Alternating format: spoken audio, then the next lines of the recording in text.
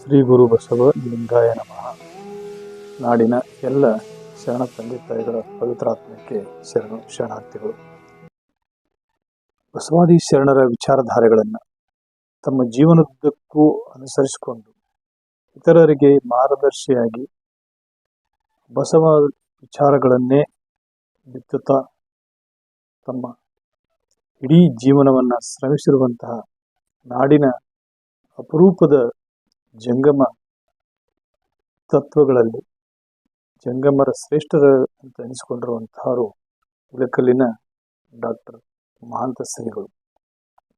ಅವರು ಬಸವಾದಿ ಶರಣರ ವಿಚಾರಧಾರೆಗಳನ್ನು ಯಾವ ಹಂತಕ್ಕೆ ಜನಸಾಮಾನ್ಯರಿಗೆ ತಲುಪಿಸಿದರು ಅಂತಂದ್ರೆ, ತಮ್ಮ ಜೋಳಿಗೆ ಒಳಗಡೆ ಜನಸಾಮಾನ್ಯರ ದುಶ್ಚಟಗಳನ್ನು ಹಾಕಿಕೊಂಡು ಒಂದು ನಾಗರಿಕ ಸಮಾಜವನ್ನ ಅತ್ಯಂತ ಮೌಢ್ಯ ವಿರೋಧಿ ಚಳವಳಿಯನ್ನ ಅವರು ಹಮ್ಮಿಕೊಂಡ್ರು.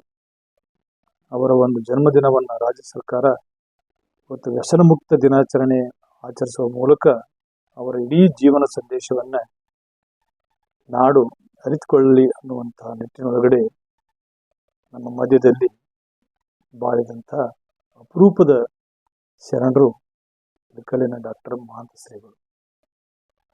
ಅವರು ಜೀವನದಲ್ಲಿ ಯಾವ ರೀತಿಯಾಗಿ ಬದುಕಿದ್ರು ಅನ್ನೋದನ್ನ ಮುಂದಿನ ಜನಾಂಗಕ್ಕೆ ಪರಿಚಯಿಸುವ ನಿಟ್ಟಿನಲ್ಲಿ ಪ್ರಸ್ತುತ ಮಠದ ಪೀಠಾಧಿಪತಿಗಳಾಗಿರುವಂತಹ ಅವರ ಮಾರ್ಗದಲ್ಲಿಯೇ ನಡೀತಾ ಇರುವಂತಹ ವಿನಯದ ಸಂಕೇತವಾಗಿರುವಂತಹ ಬಸವಾದಿ ಶರಣರ ವಿಚಾರಧಾರೆಗಳನ್ನು ಮೈಗೂಡಿಸಿಕೊಂಡು ಬಾಗಿದ ತಲೆ ಮುಗಿದ ಕೈ ಅನ್ನುವ ಭಾವದಿಂದ ಮಾತೃ ಹೃದಯದ ಗುರುಮಹಾಂತ ಸ್ವಾಮೀಜಿಯವರು ದೊಡ್ಡ ಅಪ್ಪರವರ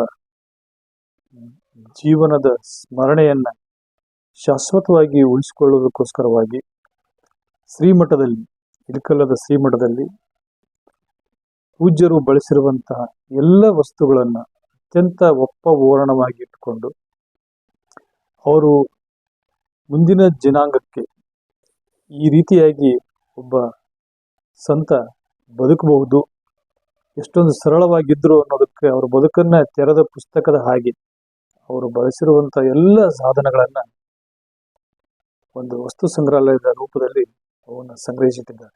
ಅಷ್ಟೇ ಅಲ್ಲ, ಡಾಕ್ಟರ್ ಮಹಾಂತ ಶ್ರೀಗಳು ಯಾವ ರೀತಿಯಾಗಿ ಇದ್ರು ಅನ್ನೋದನ್ನ ಅವರ ಇಷ್ಟಲಿಂಗ ಭಂಗಿಯಲ್ಲಿ ಅವರ ಒಂದು ಪುತ್ಥಳಿಯನ್ನ ಪ್ರತಿಷ್ಠಾಪನೆ ಮಾಡಲಾಗಿದೆ.